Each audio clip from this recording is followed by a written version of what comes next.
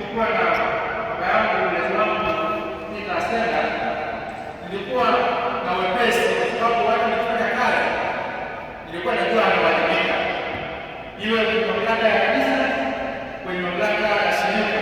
Mimi nilikuwa na mtendaji.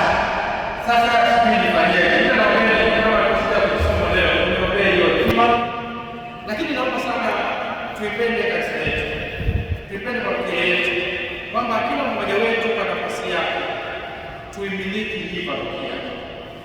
Hii parokia na utozi huo wa paroko sio kwa ajili yako, ni kwa ajili ya Mungu na kwa ajili yetu. Mabeni sisi tuipende hii parokia wote, kila mmoja ajisikie kwa nafasi yake kwamba hapa ni nyumbani, kwamba parokia sana ni yangu, sio ya kidogo, sio ya shirika, sio ya skofu, lakini sisi kila mmoja wetu afanye kama anavyoweza kusimama katika nafasi yake.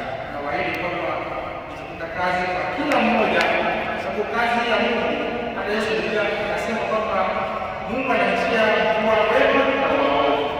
Kazi yangu na uongozi huu ni kwa ajili ya Mungu na kwa ajili yenu. Basi niachie hapo, nipewe baraka siku ya kusema tunaongea tutasema.